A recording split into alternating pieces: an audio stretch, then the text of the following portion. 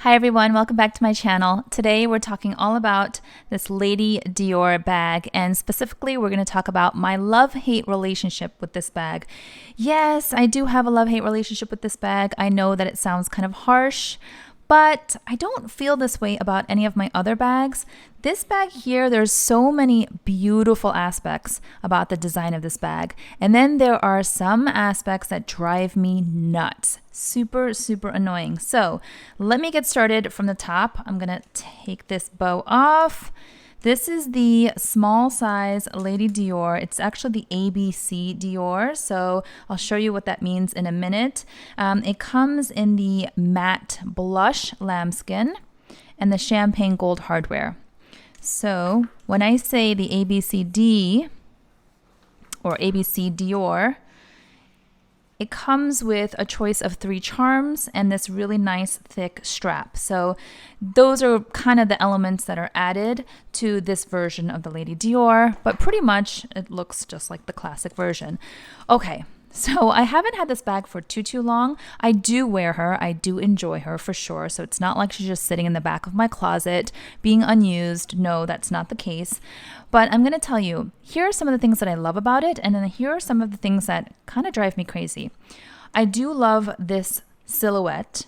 It's a very simple silhouette, right? It's basically like a square with handles. It looks like a little shopping bag. It's symmetrical. It's classic. I do love the canage quilting. I feel like it's very, very classic Dior, super iconic. I mean, this bag is known widely and it has such a rich history and heritage tied to Princess Diana. So I do love that. I love the size in particular. I feel like this small size is perfect for me, for my frame. It fits all of my essentials and then some. I feel like the medium would have been too big, especially to wear a crossbody. And then the smaller size is just too mini and I would have a hard time getting in and out with my essentials. So I do feel like this small size is perfect for me. I love the clacky handles. If you are a kind of tactical and sensory-oriented person like me, and you love textures and sounds, the click-clack here is going to be really satisfying. I remember watching other people's YouTube videos where they featured their Diors, and I would hear this, and it was just, I don't know, it always bring me joy. That along with the charms. So if you're really anti-noise, then this bag is not for you because it's a noisy bag. You've got the click-clack on the handles and you've got the charms swaying back and forth, making a tinkling sound. So yeah, it is definitely a noisy bag, but I do like that. I do like the matte feature of this lambskin. This color is just, I mean, this is the color that got me. I had been considering the Lady Dior for a long time, as many of you know, and it was only when I saw it in this blush color in the matte lambskin that I went for it. So yeah, the color definitely grabbed me. The matte look grabbed me. The wear and tear on this so far is holding up really well. I have no concerns about the matte finish.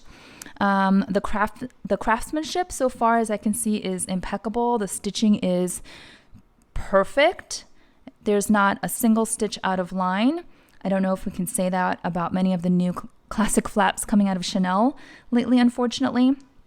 But yeah, I think that the silhouette, the color, the shape, the size, the craftsmanship, the quality, all check, check, check, check. It does have feet, which is nice because you don't want the leather to rub onto surfaces when you put it down. And I do love this strap. And I like that it's very thick, it's wide, so it's really comfortable and it distributes the weight of the bag really nicely on the shoulder. It is removable, as you can see. It is also adjustable, as you can see. So yeah, these are all lots of pluses, right? I'm going to get into some of the annoying things though, because I want this to be a balanced video. And there is a reason why I say I have a love-hate relationship with this bag. So first, let's start with the handles. As much as I love the clackiness, because these handles are hinged onto these gold hoops here, and that's what allows for the movement and the clackiness. When you put the bag down, just like so, let's say you're out to dinner and you put it on a chair or on a dining table, if you were to perfectly balance it just like I did, it's fine. But if you were to just kind of, oh, it's working right now, funny.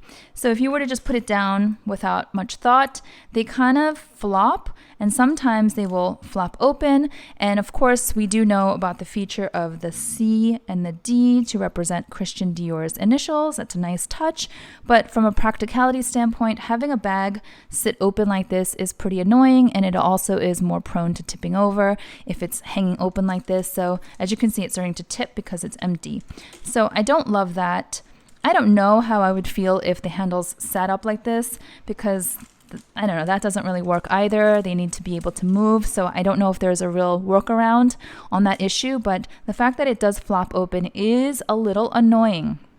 Okay, what's also annoying is this opening. So it is a plus that this design has the flap because it keeps your items more secure. I wouldn't want it just open like this with a gaping hole, because then when the bag tilts over, all of your contents can spill out, and that's no good. So I do like the flap opening, but it is also a little bit cumbersome, as you can see, putting it back in like that, and then sometimes pulling it out.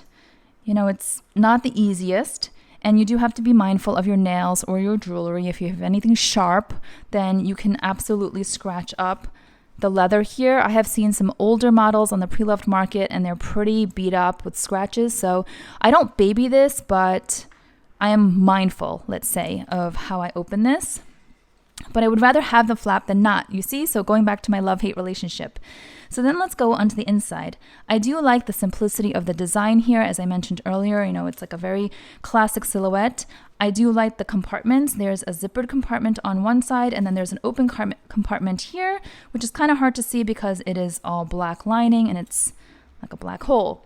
So while I do like the compartments, I will say that I've never used them because for some reason, maybe it's because of the flap or because of the narrow opening on the small size, it just isn't easy to access, especially the zippered compartment. You see how my hands are kind of, I don't know, you can definitely utilize them, but it's just not easily accessible. The other thing I don't love is that, at least on this version and many of the other ones I've seen, so maybe this is the case for all of them, the lining on here is black, the interior. So it's hard to find your things if you just look like this. So I tend not to use any black items or black SLGs, for example, because they will just blend in. So I might use a different, like a red card holder or a pink wallet instead of my black patent leather one that I got recently. So that's, I think for any bag, when you have black lining, it's going to make it harder. So that's also a little bit annoying. Let me just say, when this is empty and you are not mindful of how it's standing and what it's leaning up against, it can tip over easily. It's kind of hard to show right now because this is a perfectly level setup, and so it is standing upright and it's standing on the feet. But I will say that I have gone out with this bag on occasion where I would plop it down and it would immediately tip over, especially, oh, you see? It's tipping over already, especially because the feet here, as much as I love having the feet, you can see they're like little, what are these? Like little cones, like little pyramids. And so they're not flat bottomed. And so basically the weight of the bag is resting on 4 of these little tips. And because they're little tips, they're not even, or they're not that they're not even, but they're a little bit delicate, I'll say. So they can, you see this? The movement is very easy to tip this bag over.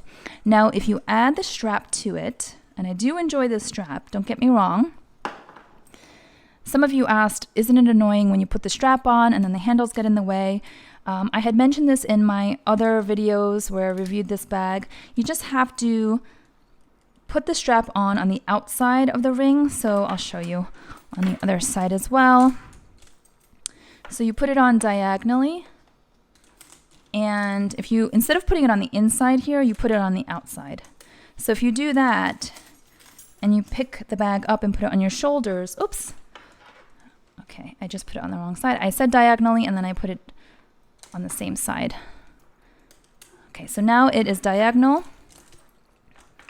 See that? And so because you put the straps on the outside of the rings here, the straps kind of push the handles together, and so they do not flop down In fact, they don't really move around much when you wear this on your shoulder or crossbody. So that's not an issue. I know some of you worried about that, but there's definitely a fix for that, as I just showed. So that's fine. But if you put the strap on, you see now the weight starts to tilt depending on where you put the strap. So if you put that down, I'm telling you, I don't want to do this now because it's going to slam and then it might get scratched. This will tip. In fact, it's already easily tilting as I just put one finger on it. So the tilting and the imbalance because of the delicate little cones on the feet are definitely something that annoys me from time to time. The other thing I want to say, I'm going to take this off because this is going to drive me crazy. It's going to flop around.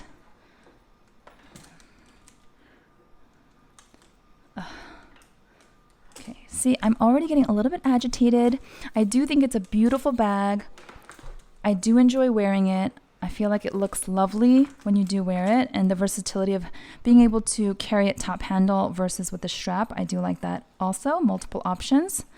But I don't know, I get agitated with this bag. So here I wanted to show you on the strap, there are 3 holes to adjust. Now I'm about 5 feet 6 inches tall, about 115 pounds. I'm small chested, so when I hang a bag on me crossbody, it just kind of lays flat. There's nothing there to like prop it up, if you know what I mean. So everything kind of hangs like low or long on me. And so this is the shortest length possible. As you can see, 1, 2, 3. I had it originally on the middle one, but then I moved it recently to here because if I'm not wearing a coat or anything bulky, this does hang too low if I put it on the middle. So I put it here. If you are shorter than me or more petite, then I think that this could possibly be a little bit too long for you, even on the shortest setting. So I just wanted to point that out. That could be something a little annoying or inconvenient. The other thing, this is going to be it's going to sound super picky and very kind of OCD, but you see how when I put the strap on the shortest setting, there's now extra leather here. And I have talked about this in the past with other bags, and I've talked about my handbag deal breakers. If there is extra leather, like this is not too bad. It's like barely 2 inches of extra leather. It's okay.